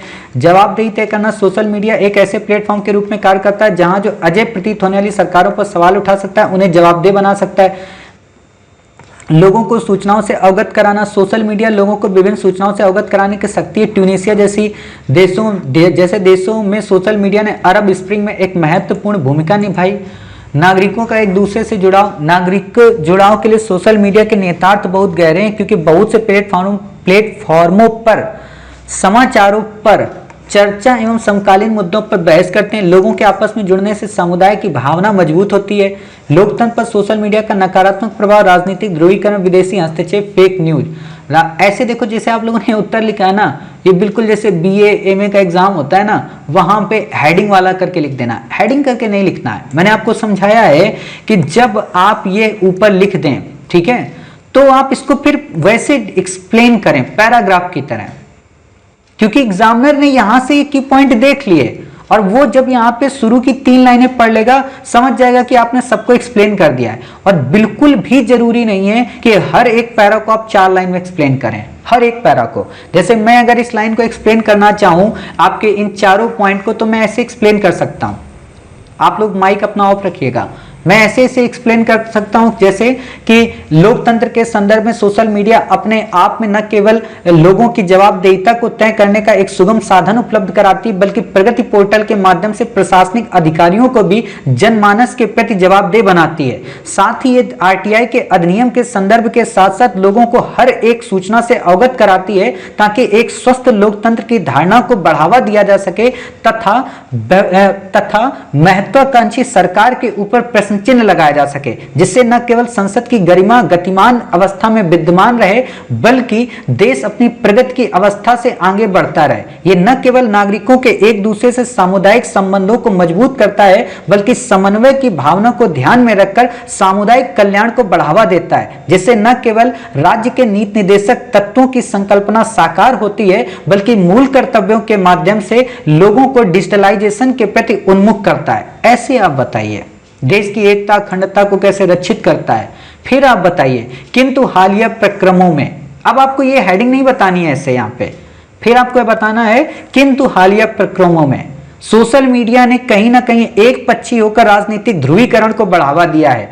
कई बार तो कई विदेशी कंपनियों के प्रभाव में आकर कई सारी विदेशी कंपनियों के प्रभाव में आकर चुनी हुई सरकार जनमानस की प्राइवेसी या कहीं निजता के अधिकार का हनन करने का प्रयत्न करती है। ब्रैकेट में डाल दो हाल ही में पेगासस वायरस। एग्जामिनर का दिमाग ठनक जाएगा कि रे बाप रे, इसको तो इतना करंट पता है, क्योंकि वो भी पेगासस वायरस को सुना है, आपने भी उसको बता दिया, तो वो समझ गया कि ये जो देवी है या ये जो देवता है ये करंट से अपडेट है और किसी भी सरकार का गुलाम नहीं है। मतलब पार्शियलिटी को शो करता है, निष्पक्षता है इसमें, तथ्य और तर्कों का एक शब्दों का मिलन है, उसे बुना है अपनी इस कहानी को उसने। फेक न्यूज के बारे में बता दो, मॉब लिंचिंग की घटनाओं से जोड़ते हुए, ठीक है। फिर बताओ कि सरकार ने इसको रेगुलेट करने के लिए क्या क्या प्रयत्न किए हैं और क्या प्रयत्न किए जाने की आवश्यकता है, जिससे एक बनते हुए लोकतंत्र को प्रगतिशील लोकतंत्र की ओर क्रियान्वित कर सकते हैं तथा नए भारत की संकल्पना को या आजादी के उन युग दृष्टाओं को एक श्रद्धांजलि अर्पित कर सकते हैं। ऐसे बताओ। फेसबुक पर नकली पेज बनाकर प्रचार करना, नकली पेज ऐसा नहीं लिखना है आपको, ठीक है। इसको सिक्योरिटी से लिंक करो, विदेशी हस्तक्षेप को, ठीक है। जैसे आप लोगों ने शायद पढ़ा होगा या नहीं पढ़ा होगा, क्या नाम है उसका, मुझे दिमाग में नहीं आ रहा है, कि तमिलनाडु में हमारा न्यूक्लियर पावर प्लांट है, उसका मुझे नाम दिमाग से स्लिप कर गया, जैसे काकरापारा है तो ऐसे कुलन कुंडलम, भूल गया मैं, चलो जो भी होगा आप देख लेना। तमिलनाडु का जो न्यूक्लियर पावर प्लांट है उसमें क्या हुआ कि अभी कुछ घटनाएं देखने को मिली थी, वहां पे कुछ रिएक्शंस वगैरह हो गए, तो उस पे ये न्यूज आई थी, पिछले वर्ष की बात है कि क्या हुआ था, कुडनकुलम, हाँ कुडनकुलम न्यूक्लियर पावर प्लांट, क्या हुआ था वहां पे कि लोगों ने कहा कि साइबर अटैक हुआ है, तब उन्होंने प्रूव किया, अरे भैया हमारे यहाँ के कंप्यूटर किसी भी नेटवर्क से नहीं जुड़े होते हैं। तो आप ऐसी चीजें भी बता सकते हैं कि किस तरीके से हम साइबर अपराध से इन चीजों से बच सकते हैं। सबसे अच्छे रूप में हमें खुद को व्यक्त करने और बेहतर बनाने का मौका मिलता है। इसकी सबसे बुरी स्थिति में लोगों को गलत सूचना, देखो ये रिपीट हो रहा है फेक न्यूज वाला, तो इसलिए इन चीजों से बचना चाहिए। और आप एक प्रशासक हैं तो आपसे उम्मीद की जाती है आप जो भी बात लिखें लास्ट में भविष्य के लिए डालें, सुझाव के रूप में। आप लोगों ने जितने भी एडिटोरियल पढ़े होंगे, आज का, कल का, इससे पहले का, देखना जब भी लेखक कोई बात लिखेगा तो शुरू में तो सारी बातें लिख देगा और लास्ट में जाकर क्या लिख देगा, निष्कर्ष। जैसे मैं आपको दिखाता हूं, वरना आप लोग यकीन नहीं मानते हो ना मेरे ऊपर, आपको मैं दिखाता हूं कि कैसे वो न्यूज में लास्ट में लिख देगा कि हाँ ये चीजें करनी आवश्यक है। जैसे यही आर्टिकल है भुखमरी से, ठीक है। अब देखो इसमें लास्ट में ऊपर क्या लिखा है वो मुझे नहीं पता, लेकिन लास्ट में देखो इसने क्या लिखा है कि कुपोषण की समस्या का संबंध गरीबी और बेरोजगारी जैसी समस्याओं से भी जुड़ा है। अगर लोगों को रोजगार मिले, उनकी आमद बढ़े, तो इससे जीवन स्तर में सुधार होगा, लोग बच्चों को अच्छी शिक्षा भी दे पाएंगे, कम उम्र में होने वाली शादियों को रोककर बच्चों को कुपोषित होने से बचाया जा सकेगा। इन उपायों के साथ साथ जो सबसे जरूरी है वह ये कि कुपोषण से लड़ाई के लिए सरकार मजबूत इच्छा शक्ति दिखाए। ये इच्छा शक्ति के अभाव का ही नतीजा है कि सबसे बड़ी आबादी होने के बावजूद चीन शीर्ष 20 देशों में जगह बनाने में कामयाब हो गया और हम शीर्ष से भी नीचे, 100 से भी नीचे हैं। सोच सकते हो अब ये लाइन क्या कह रही, सरकार की आलोचना भी कर रही, सुझाव भी दे रही, तुलनात्मक बातें भी कर रही, इसको बोलते हैं उत्तर। इसीलिए तो मैं आपको एडिटोरियल भेजता हूं। आप लोग पता नहीं कैसे इसको पढ़ते होंगे। पढ़ने का मतलब है कि सीखो कैसे लिखना है हमें। जैसे ये लाइन देखो अपने आप में, सरकारें बच्चों को जरूरत के मुताबिक पौष्टिक आहार मुहैया करा पाने में नाकाम रही हैं। ये विडंबना ये है कि हम खाद्यान्न और दुग्ध उत्पादन में शिखर पर खड़े हैं। सरकारी गोदामों में अनाज सड़ रहा है, फिर भी दुनिया के सबसे ज्यादा कुपोषित बच्चे भारत में। कितनी बड़ी तीखी आलोचना है सरकार के ऊपर। ऐसा सरकार नहीं कह सकती हमारे पास खाने को नहीं है, मतलब है खाने को, खाद्यान्न में शिखर पे चढ़े हैं, लेकिन अनाज गोदामों में सड़ रहा है। ऐसी लैंग्वेज उपयोग करनी। इसीलिए मैं आपको जनसत्ता, राष्ट्रीय संस्करण, सारे न्यूज़पेपर भेजता हूं, लेकिन मुझे ऐसा लगता है कि आप लोग ऊपर से देखते हैं उसको उड़ा देते हैं। ऐसा मत करिए। ये साइन करके बिल्कुल भी मत भेजिए कोई भी आपका नाम है, ठीक है, क्योंकि कई बार हो सकता है कि फिर वो अच्छा नहीं लगता ना तो मैं तारीफ करना चाहता हूँ ना बुराई करना चाहता हूँ। बाकी आप समझ गए कैसे ऐड करना है पॉइंट को। अगला क्वेश्चन देखते हैं आपका क्या है। आपका क्वेश्चन है, भारत में डिजिटल पहल ने किस प्रकार से देश की शिक्षा व्यवस्था के संचालन में योगदान दिया, विस्तृत उत्तर दीजिए। कोविड-19 महामारी की वजह से सभी स्कूल कॉलेज बंद हैं। इससे देश भर के स्कूलों में करीबन 240 मिलियन से अधिक बच्चे प्रभावित हो रहे हैं। अब देखो ये डाटा आपको नहीं याद रखना है, ठीक है, भूल जाएंगे आप। तो 240 मिलियन ना करके सीधे लिख दिया करो 200 मिलियन के लगभग। देखो यूपीएससी डाटा की बात नहीं करती, आपको डाटा एनालिसिस थोड़ा ना बना रही है, आपको सांख्यिकी संगठन में थोड़ा ना ले जा रही है कि हाँ स्टैटिस्टिक्स डिपार्टमेंट में हम आपको शामिल कर रहे हैं, बिल्कुल भी नहीं। इस स्थिति में शिक्षा को संचालित करने के लिए ऑनलाइन शिक्षा प्रणाली पर फोकस दिया जा रहा है। अब देखो ये बात हमने लिख दी, जबकि यही बात तो कह रहा है। हालांकि ऑनलाइन शिक्षा प्रणाली के संचालन में बहुत सी अब देखो हमने योगदान बताया ही नहीं, पहले चुनौतियां बता दे रहा है। इसको रोको, यहाँ पे पहले डायरेक्ट इस लाइन को एक्सप्लेन करो, इसको इनकोड करो, फिर आप बताओ कि कई सारी चुनौतियां आई हैं, सरकार ने ये उपाय किए हैं। ऐसे लिखा करो, पहले ही बता दो कि एग्जामिनर समझ जाएगा, अरे ये तो क्वेश्चन को ही नहीं समझ पाई, ठीक है। वर्तमान स्थिति देखो, ये निष्कर्ष भी याद, मतलब एक चीज सोचो, मतलब जैसे होता है ना कि जैसे आप किसी रिश्तेदार के घर में जाते हैं, ठीक है, और उसके यहाँ गए, उसने तुरंत आपसे पूछा सर क्या लेंगे, आपने कहा चाय, ठीक है, आपने चाय ले लिया, तुरंत वो कहेगा सर खाना खाएंगे, तो आप कहेंगे नहीं, अरे सर खाना खा लीजिए ना। इसका क्या मतलब होता है, इसका सीधा सा मतलब ये होता है कि बेटा अब यहाँ से निकल लो बहुत जल्दी, तुमको ज्यादा देर तक हम रोकेंगे नहीं। तो वही आपने यहाँ कर दिया कि आपने आज चुनौतियां भी बता दी, सुधार की आवश्यकता है, निष्कर्ष भी दे दिया, और आवश्यकता है, आवश्यकता होता है, ठीक है, ठीक है, इन शब्दों को ध्यान दो, तो इन चीजों से गड़बड़ होता है। तो ऐसे निष्कर्ष आपको नहीं लिखना है, इसको शॉर्ट करिए लाइन को। डिजिटल पहल के सकारात्मक पक्ष, लचीलापन, लागत प्रभावी, विशिष्टता, ठीक है, लचीलापन, ये स्टार मत लगाइए, ये कई तरह के पाठ्यक्रम, हेडिंग बना के ऐसे मत लिखिए, मैंने वहां समझाया है, आप लोगों ने पता नहीं क्यों नहीं देखा। लागत प्रभावी, निवेश द्वारा शिक्षा के उद्देश्यों को, इसको सॉर्ट करिए आप लोग बेसिक तौर पे, ये स्टार वगैरह हटाइए यहाँ से, ठीक है।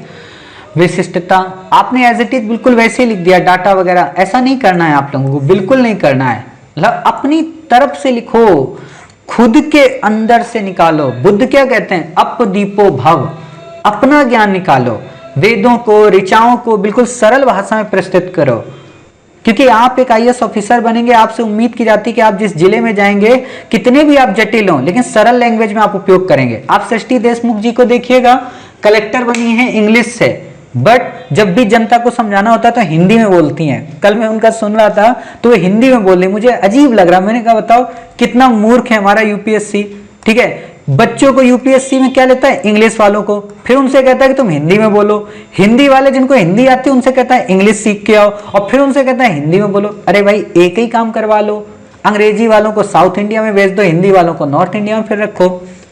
लेकिन वही है ना कि फिर हम बाहर लोगों से, आईएफएस वालों के लिए कंपलसरी करो ना, इंग्लिश सीखना है, ये सीखना वो सीखना है, बाकी ट्रांसलेटर रखो। जब नेता के लिए ट्रांसलेटर हो सकता है तो आईएएस ऑफिसर के लिए क्यों नहीं हो सकता है, नहीं, उसको हमें सब कुछ सिखाना पड़ेगा। खैर कोई बात नहीं, ठीक है। तो इस चीज में सुधार करिए, इसको फिर से पढ़िए उत्तर को। हेडिंग मतलब वहां पे मत देखिए, कॉपी पेस्ट बिल्कुल भी मत करिए, खुद का बनाइए। कॉपी पेस्ट करती रहेंगे, मैं आपको रोज देता रहूंगा, क्या फायदा, कुछ नहीं सीखेंगे आप लोग। मेरे को तो आपको सिखाना है ना, बेहतरीन अच्छा बनाना है। तो अच्छा बनने के लिए तैयारी करिए। देखते हैं ये वाला क्वेश्चन। यदि लोकतंत्र पर सोशल मीडिया के प्रभाव के बारे में कोई मूलभूत सच्चाई तो वह यह कि सोशल मीडिया मानवीय मनसा को बढ़ाता है, चाहे वह अच्छी हो या अथवा बुरी। टिप्पणी कीजिए। टिप्पणी ऐसे नहीं लिखी जाती, मैंने आपको 10 बार लगभग समझाया है। टिप्पणी में ये उल्टा 10 आता है, हमेशा ध्यान रखना। ये ड़ा वाला नहीं आता है, बहुत सारे ड़ा हैं। एक ये ड़ा है, एक ढक्कन वाला ड़ा है, एक ये उल्टा 10 वाला ड़ा है, बहुत सारे ड़ा होते हैं। तो इन तीनों ड़ा को समझिए, तीनों का अलग अलग मतलब है। जैसे जब पढ़ने की बात आएगी तो ये वाला ड़ा आता है, ठीक है। जब पढ़ता है प्रभाव तो ये वाला आता है, ठीक है। और जब टिप्पणी या अन्य वर्ड आते हैं, ठीक है, गणित वगैरह लिखना होता है तो ये उल्टा वाला ड़ा आता है, ठीक है। तो ये गलती आप सही कीजिए। मैंने आपके बहुत पहले आंसर चेक किए, उनमें भी यही गलतियां मिली हैं। आधुनिक जगत में सोशल मीडिया को, ठीक है, अभी मीडिया लिख रहे हो, यहाँ पे बिंदी क्यों नीचे लगा रहे हो इसके नीचे। आधुनिक जगत में सोशल मीडिया को किसी भी लोकतंत्र का चौथा स्तंभ की संज्ञा दी जाती है। किसी भी, ये तो लाइन मैंने अभी पढ़ी है कहीं। सोशल मीडिया सरकार और जनता के बीच सेतु का काम करता है, जहां पर लोकतंत्र को व्यापक जन भागीदारी की जहां पर लोकतंत्र में व्यापक जन भागीदारी की उपेक्षा की जाती है। ये देखो, उपेक्षा का मतलब क्या होता है आप, उपेक्षा और अपेक्षा दोनों विपरीत शब्द हैं। उपेक्षा का मतलब होता है उनको हटाना, उनको ध्यान में ही नहीं रखा जाता है, उनको दरकिनार किया जाता है, इसको बोलते हैं उपेक्षा करना। अपेक्षा का मतलब होता है उम्मीद, उनको शामिल करना।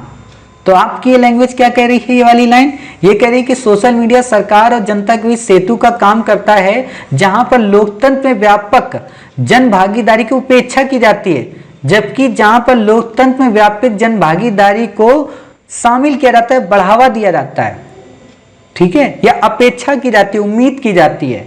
जो एक स्वस्थ और प्रगतिशील लोकतंत्र, अब यही होता है अंतर कि कई बार हम अच्छे अच्छे शब्दों को लाने के चक्कर में जो उसका मर्म होता है उसी से विपरीत में पहुंच जाते हैं, ठीक है। अपेक्षा की जाती, जो एक स्वस्थ, अपेक्षा लिखो इसको, स्वस्थ और नहीं, स्वस्थ एवं, क्योंकि और यहां पे आप लिख चुके हैं। स्वस्थ एवं प्रगतिशील लोकतंत्र के लिए अति आवश्यक है, अति आवश्यक है, होता है नहीं। हालांकि सोशल मीडिया, ये देखो पक्का आप एड़िया लिख रहे हो, ये जानबूझ के एड़िया लिख रहे हो हर जगह पे, ये एड़िया नहीं लिखना है आपको। देखो यहाँ मीडिया सही लिखे हो, लेकिन यहाँ पे बिंदी लगाए हो आप, ठीक है। हालांकि सोशल मीडिया का लोकतंत्र पर सकारात्मक एवं नकारात्मक, सकारात्मक एवं और वर्ड ना भौकाल क्रिएट कर रहा, मतलब एक थकाने वाला शब्द निकलता है। एवं जो होता है ना सरल होता है, सहज होता है। जैसे सिंपल सी बात है, किसी आम जनमानस से आप बात करो, उससे कहोगे ना तुम बड़ा परिलक्षित हो रहे हो, वो कहेगा पगला गए हो क्या, इसका क्या मतलब है। अगर आप ये कहो कि तुम बड़े सुंदर दिखाई दे रहे हो, तुम्हारा जो लुक है वो बड़ा स्मार्ट है, उसको अच्छा लगेगा।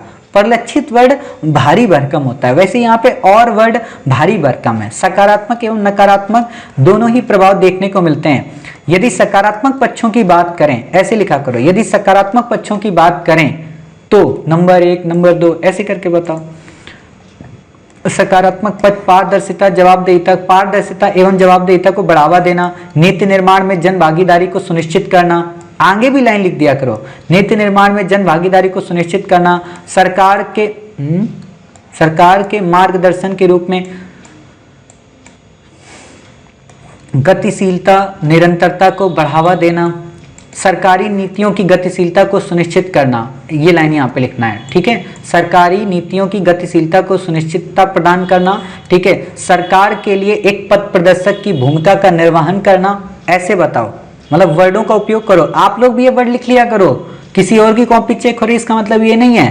जैसे मैंने अभी क्या क्या वर्ड बोला, निर्वहन करना, ठीक है, पथ प्रदर्शक की भूमिका का निर्वहन करना, नीति निर्माण में जन भागीदारी को सुनिश्चित करना, ठीक है, सरकार की नीतियों व उसके क्रियान्वयन को गतिशीलता प्रदान, सरकार की योजनाओं एवं उसके क्रियान्वयन को गतिशीलता प्रदान करना, ऐसे बताइए। फिर बताइए उपयुक्त सकारात्मक पक्षों से स्पष्ट है, तब आप इसकी नीचे वाली लाइन को लिखिए ताकि इसका लिंकिंग तो बने।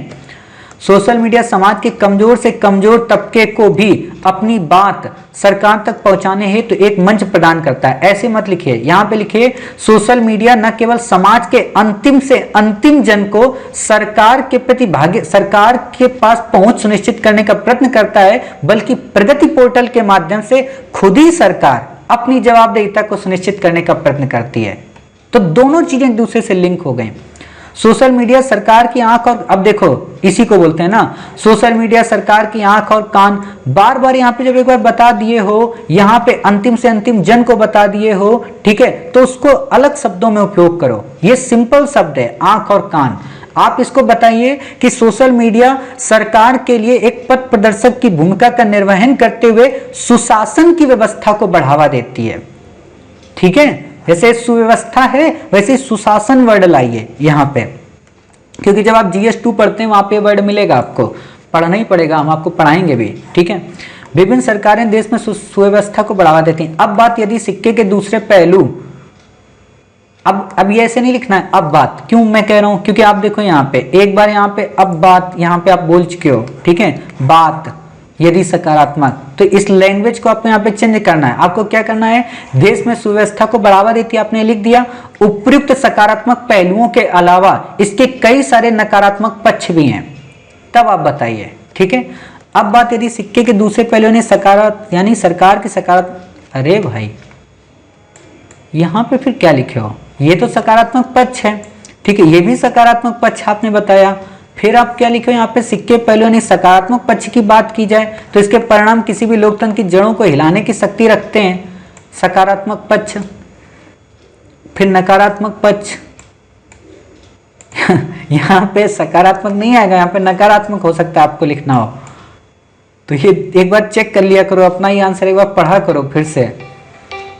ठीक है, नकारात्मक पक्ष, निरंकुशता को बढ़ावा देना, राष्ट्र सुरक्षा को खतरा, तथ्य और तर्कशीलता के अभाव के चलते समाज का ध्रुवीकरण, सांप्रदायिकता को बढ़ावा देना, राजनीतिक इच्छा शक्ति कमी और राष्ट्र हित को सर्वोपरि न मानकर सोशल मीडिया का गलत इस्तेमाल लोकतंत्र की गतिशीलता में उसके स्थायित्व पर अंकुश लगाने वाला साबित होता है, और ये तब और ज्यादा घातक सिद्ध होता है जब यहाँ पर नागरिक अधिकारों को नजरअंदाज कर दिया जाता है। अंततः यही कहा जा सकता है कि सोशल मीडिया को लोकतंत्र, देखो ये रिपीट हो रहा है, ये रिपीट नहीं करना है।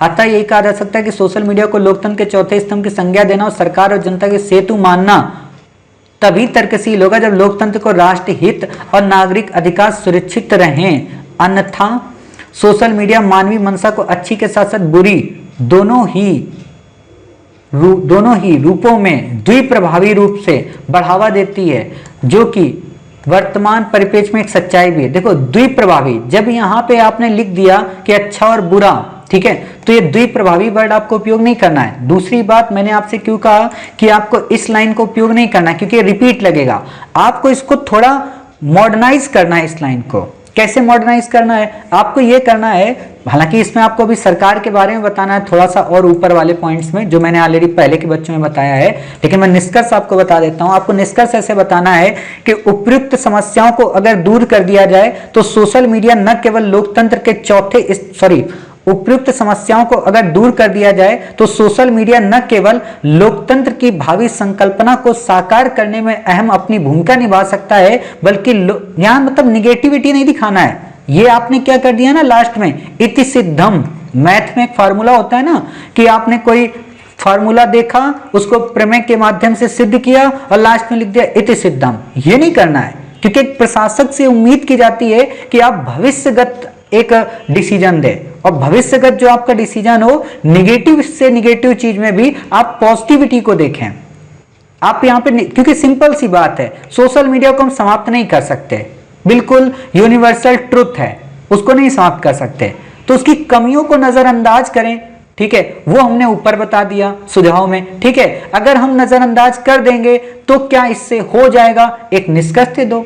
जैसे मैं आपको एक लास्ट बात बता दूं, यहाँ पे आप में से अधिकांश बच्चों को नहीं पता होगा, इन्वायरमेंट का जब आंसर लिखना, डिजिटल इंडिया का जब आंसर लिखना, गवर्नेंस का जब आंसर लिखना, इंटरनल सिक्योरिटी का जब आंसर लिखना, एथिक्स का जब आंसर लिखना, तो इन सब में भविष्यगत सुझाव देना होता है कि फ्यूचर के लिए ऐसी चीजें हो सकती हैं, क्योंकि आपसे इसी चीज की उम्मीद की जाती है, क्योंकि आप एक फ्यूचर IAS एस्पायरेंट होते हैं। ठीक है, और नॉर्मल बच्चे नहीं देते हैं, किसी की भी आंसर में ऐसा नहीं होगा। इसीलिए मैं आपसे क्या कहता हूं कि एडिटोरियल पढ़ो हिंदी का।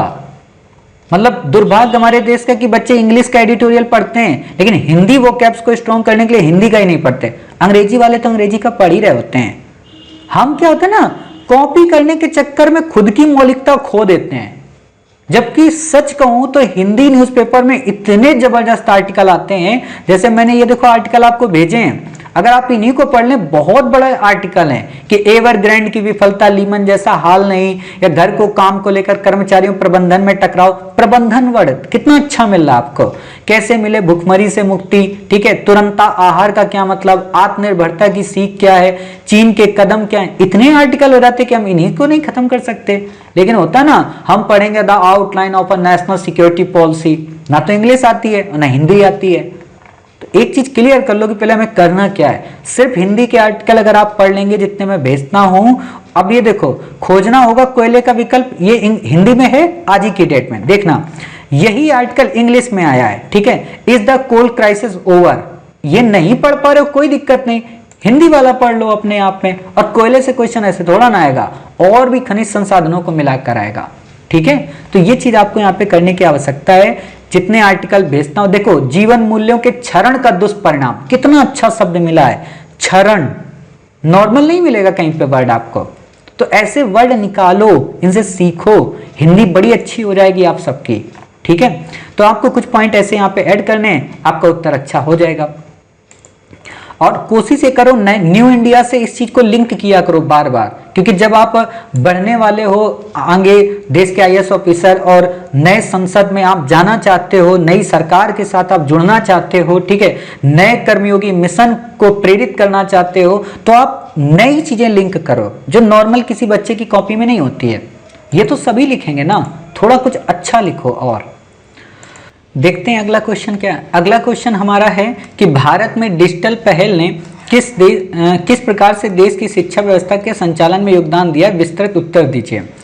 आपने लिखा है कोविड महामारी का सबसे गहन प्रभाव देश की शिक्षा व्यवस्था के संचालन पर पड़ा, जो मानव संसाधन के निर्माण के साथ ही यूएस भारत की सामर्थ्य से भी जुड़ा है। क्या लाइन है। महामारी के चलते स्वास्थ्य रक्षा की दृष्टि से शिक्षा के परंपरागत मॉडल, स्कूल कॉलेज कक्षा मॉडल के स्थान पर डिजिटल पहल की शुरुआत की गई, ठीक है। शिक्षा के क्षेत्र में इस डिजिटल पहल, इसको बोलते हैं देखो लिंक करना, इस पैरा को इन्होंने तोड़ा, यहां से इस पैरा को इन्होंने लिंक कर दिया। ये सीखिए आप लोग कि उससे एक ऐसा कोई वर्ड चुराओ जो नीचे वाले से मिल जाए, ठीक है। इस डिजिटल पहल का शिक्षा व्यवस्था के संचालन में सकारात्मक, देवी का को खा गई आप, सकारात्मक, ठीक है, सकारात्मक तथा कुछ लो, इसमें भी का खा गई, नकारात्मक योगदान, बाकी कहाँ गया। चलो, और ऐसे कट्टू नहीं करना है, मतलब ऐसे बिल्कुल बिल्कुल बिल्कुल बिल्कुल ऐसे नहीं करना है, एक लाइन से कट्टू किया करो हमेशा। सकारात्मक पक्ष, सकारात्मक, ठीक है। समय की बचत, पढ़ाई की लगभग सभी सामग्री, देखो ये वर्ड अपने आप में बहुत अच्छा है, लगभग लगा दिया इन्होंने, इसीलिए हो गया कि हाँ लगभग सभी सामग्री ऑनलाइन मोड में, पीडीएफ में उपलब्ध नहीं, ऑनलाइन मोड, ठीक है। यहाँ पीडीएफ वर्ड मत लगाइए, क्योंकि पीडीएफ तो आप बनाती हो ना, बहुत सारे लोग वर्ड बुक में है ना, या बहुत सारे लोग डॉक्यूमेंट्स में या अलग अलग पीपीटी में बना देते हैं, ठीक है, तो वो अलग चीज हो जाती है, इसलिए पीडीएफ मत यूज करिए। सीखने की ललक, घर बैठे बेहतर शिक्षा का विकल्प, पैसों की बचत, है ना, पैसों की बचत नहीं, यहां पे ये लिख दो कि लागत प्रभावी, ये लिखो, ठीक है, मतलब पैसों की बचत नहीं होती, लागत को कम कर देती, पैसे तो लगते ही ना इंटरनेट खर्च में।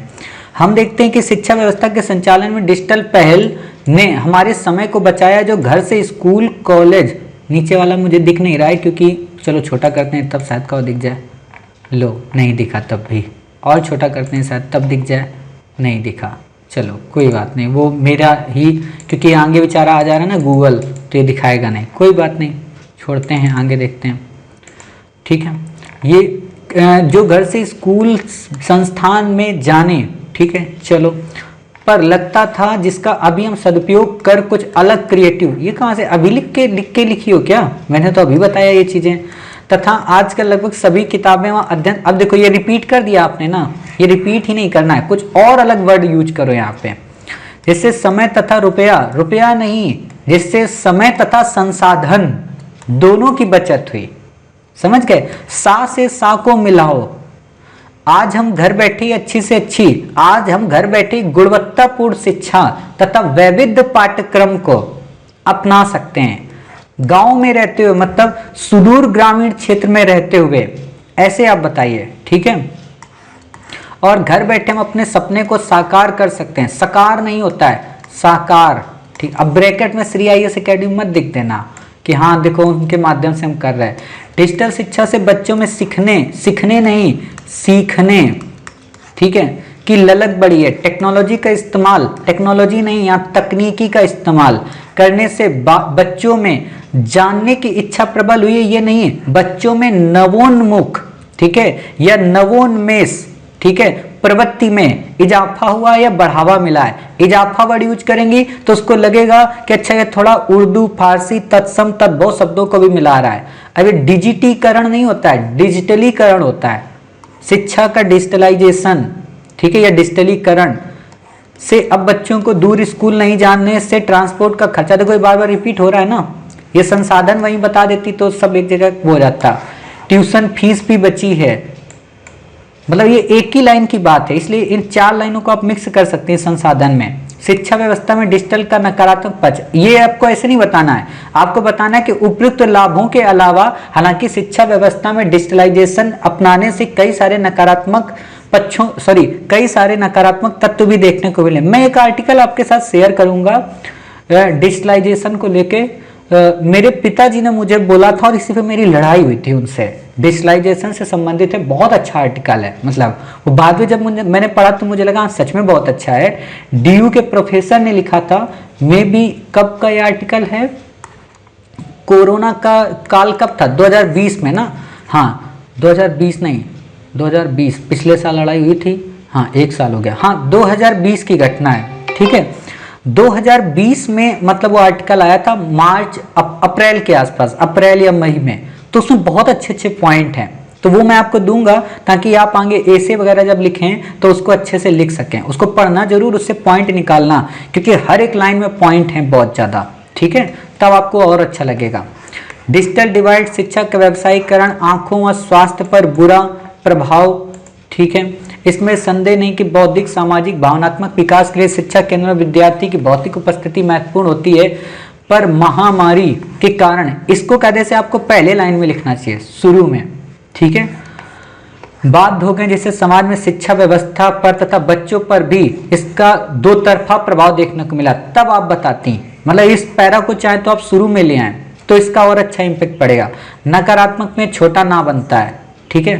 प्रभाव देखने को मिला है, डिजिटल शिक्षा ने समाज में डिजिटल विभाजन, अब इसको आप पैराग्राफ में लिखो क्योंकि बहुत सारे पॉइंट, बहुत सारी हेडिंग हो जाने के बाद एग्जामिनर थक जाएगा। हालांकि मुझे ऐसा लगता है कि आपने यहाँ पे पॉइंट नहीं लिखे थे, ठीक है, तो आप इसको पॉइंट में लिख सकते हैं क्योंकि एक ही जगह पॉइंट को रहना चाहिए। और जब भी पॉइंट बनाओ ना तो इतने बड़े बड़े नहीं बनते हैं, पॉइंट केवल 2 लाइन के बनते हैं। जैसे आपको अगर मैं कहूँ 4 लाइन को सिंपल में करना है तो क्या कि डिजिटल शिक्षा ने समाज के सर्वांगीण विकास को सुनिश्चित करने का प्रयत्न किया, नंबर 1।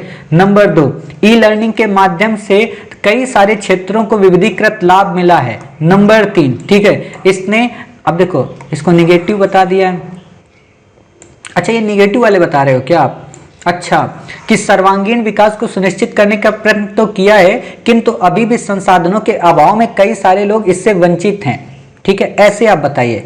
ई लर्निंग के लक्ष्यों को प्राप्त करने के लिए यहाँ पे आप इसको सॉर्ट करिए कि हमारे यहाँ एजुकेशन में ई लर्निंग शिक्षा को प्रमोट करने की आवश्यकता है ताकि हम सामाजिक विकास को सुगम कर सकें, या स्किल डेवलपमेंट न हो पाने के कारण कई सारे लोग इस फील्ड से बाहर भी हो गए, ऐसे बताइए, ठीक है।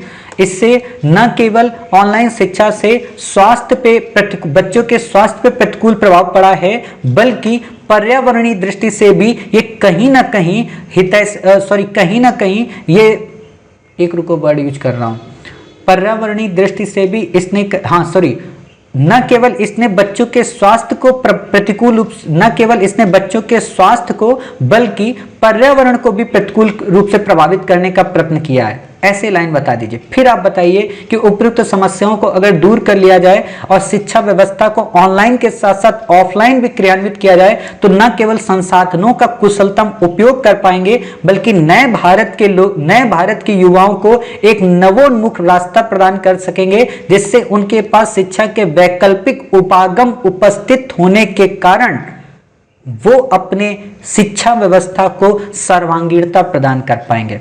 ऐसे लिख दीजिए आप, ठीक है।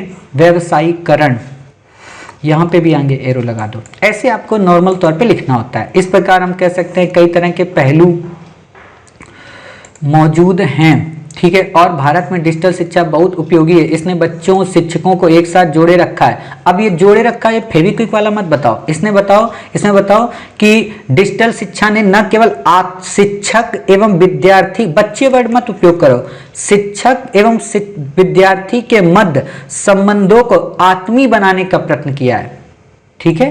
ऐसी चीजें बताइए, तब आप आगे अपना निष्कर्ष लिखिए अच्छे से, ठीक है।